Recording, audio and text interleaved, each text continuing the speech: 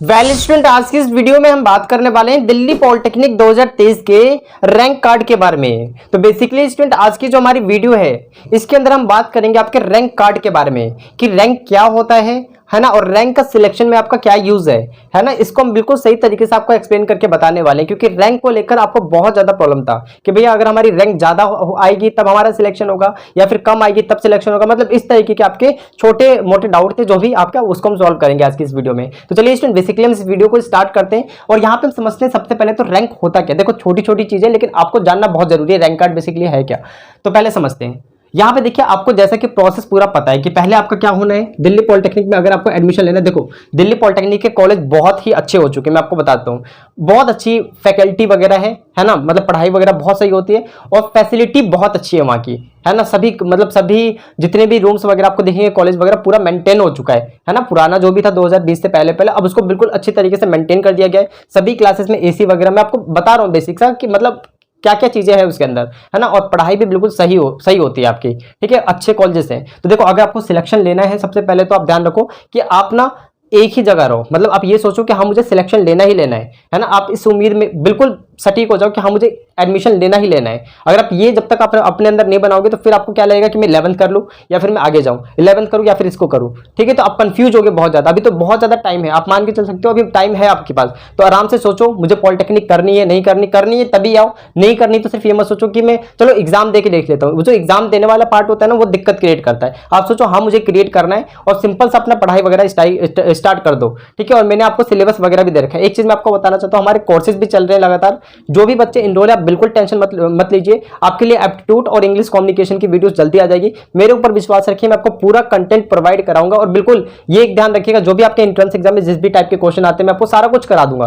Previous year का question paper पूरा करा देंगे। और बताइए, कोई भी दिक्कत नहीं होने वाली है। और अगर आप नए स्टूडेंट हो तो आप सभी से रिक्वेस्ट है कि आप सभी ज्वाइन करिए क्लास को जल्दी से जल्दी। हम आपको बिल्कुल सही तरीके से रैंक वगैरह, देखो हमें सारी चीजें पता है दिल्ली पॉलिटेक्निक में। बेसिकली 2-3 साल से हमें सारी चीजें पता है दिल्ली पॉलिटेक्निक क्या है, कैसे एडमिशन होता है, क्या प्रोसीजर रहेगा, क्या चीजें आपको मिस्टेक नहीं करनी, कैसा पेपर आएगा, और भी बहुत सारी चीजें हैं, ठीक है। तो आप प्लीज क्लास को ज्वाइन कर लीजिए। एप्लीकेशन पर जाकर आदर्श एकेडमी 2.0 की एप्लीकेशन डाउनलोड करनी है, डिस्क्रिप्शन बॉक्स में लिंक है। जैसे ही डाउनलोड करेंगे तो पेड कोर्स पे जाएगा। पेड कोर्स पे जाने के बाद एंट्रेंस एग्जाम का कोर्स आएगा, उस पर क्लिक करिए। क्लिक करने के बाद आपको वहां पे कोर्स दिखेगा। बेसिकली बाय नाउ पे क्लिक करिएगा और एक प्रोमो कोड है उसको यूज कर लीजिएगा। इनके कूपन कोड है 200OFF। देखो भाई, इतने कम में कोई भी आपका प्रिपरेशन नहीं कराएगा। इसको आप जैसे ही वहां पे लिखेंगे ना तो आपका 499 का कोर्स हो जाएगा। सिंपल से एनरोल कर लीजिएगा, ठीक है। अभी देख लो, ये सिर्फ अप्रैल के महीने के लिए हो सकता है कि जब भी आपके, अभी मान लीजिए 50 बच्चों के लिए ओपन किया था, ये एक्सपायर हो गया था।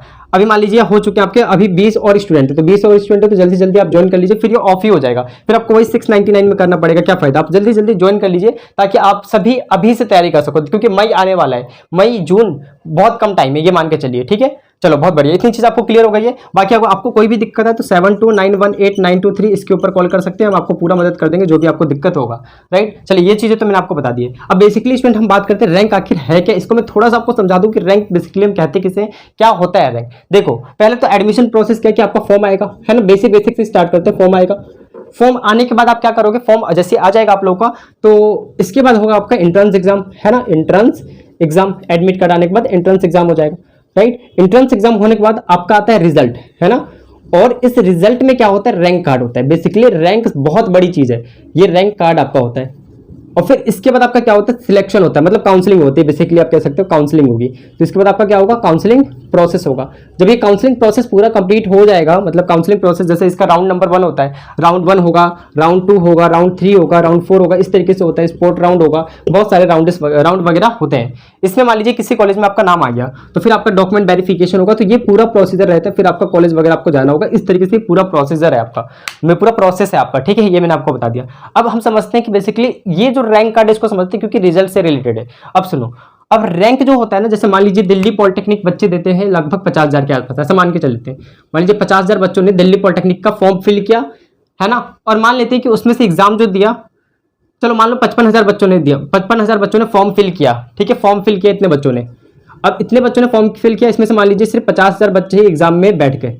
ये एंट्रेंस एग्जाम में कितने बच्चे बैठे हैं, देखिए एंट्रेंस एग्जाम में बच्चे 50,000 बच्चे। तो जब भी एंट्रेंस एग्जाम में बैठेंगे ना तो सभी अपना एग्जाम देंगे, आपको बेसिकली पता है। जो अच्छा परफॉर्म करेगा इन 5,000 में से उसकी आएगी रैंक नंबर 1। फिर रैंक नंबर 2, जैसे क्लास में होता है, क्लास में 100 बच्चे होते हैं, जो अच्छा परफॉर्म होता है करता है वो कैसा आ जाता है, फर्स्ट आ जाता है, फिर सेकंड, फिर थर्ड, इस तरीके से होता है। तो जो भी इन सब में से अच्छा परफॉर्म करेगा उसकी रैंक 1 होगी, फिर 2, इस तरीके से किसी किसी की रैंक 500 भी होगी, किसी किसी की रैंक होगी यहाँ पे 600 मान लीजिए, यहाँ पे 1000 हो जाएगी, किसी किसी की रैंक होगी 2000, किसी किसी की रैंक होगी 3000, किसी किसी की रैंक होगी 5000, इस तरीके से रैंक वगैरह होगा, है ना, 5000 हो जाएगी, किसी किसी की रैंक होगी 10,000। तो भाई इस तरीके से रैंक वगैरह आएगा। अब दिल्ली पॉलिटेक्निक में जो सीट है सिर्फ मान सकते हो 5000 है अप्रोक्स, इतनी भी नहीं, कम है थोड़ी सी, इससे आप माइनस ही कर लीजिएगा।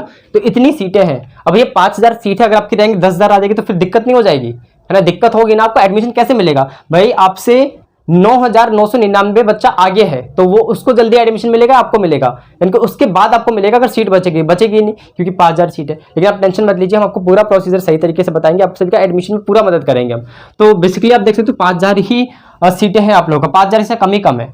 तो देख सकते हो बहुत ज़्यादा हाई फाई कॉम्पिटिशन, और जो भी बच्चे मैकेनिकल लेना चाहते हैं, मैकेनिकल हो गया, सिविल लेना चाहते हैं, इलेक्ट्रिकल लेना चाहते हैं, तो इन सब में तो बहुत कॉम्पिटिशन है। और सबसे ज़्यादा सीएस में टॉप नंबर का, इसमें सबसे ज़्यादा मतलब आप लोगों का इसके अंदर बहुत ज़्यादा कंपटीशन है, सीएस हो गया इसके अंदर, ठीक है। तो आपको इसके अंदर और भी कंपटीशन है, इन सभी ब्रांचेस में और भी ज़्यादा कंपटीशन होगा, वही चीज़ मैं आपको बता रहा हूँ। तो बेसिकली रैंक हम इसे कहते हैं, रैंक से डिसाइड होगा कि किस बच्चे को कौन सा कॉलेज मिलना चाहिए। जैसे मान लीजिए एक बच्चा है जिसकी रैंक है 400 है, और एक बच्चा जिसकी रैंक है आपकी मान लीजिए 1000 है, ठीक है। अब यहाँ पे हुआ क्या, दोनों ने काउंसलिंग का फॉर्म भरा, जैसे रिजल्ट आने के बाद काउंसलिंग होता है, तो एक ने भर दिया पूसा में मुझको चाहिए मैकेनिकल, है ना, और फिर इसने भरा है कि एक और बच्चा है ना, एक और बच्चा उसने भर दिया कि मेरे को पूसा में मेरे को मैकेनिकल चाहिए, है ना, 1000 ने भी यही भरा, 400 ने भी यही भरा। तो सबसे पहले इसको सीट दी जाएगी ना, इसकी जो टॉप पर रहेगा इसको सीट दी जाएगी ना, क्योंकि 400 रैंक है तो इसकी बात सबसे पहले मानी जाएगी, इसको दे दिया जाएगा, सीट बचेगा तब इसको मिलेगा, नहीं तो नहीं मिलेगा इसको सीट, है ना। इसको अब इसने मान लीजिए अगर भर दिया होगा पूसा में सिविल, तो इसको नीचे वाले दिया जाएगा सिविल, अगर सीट बची होगी तो,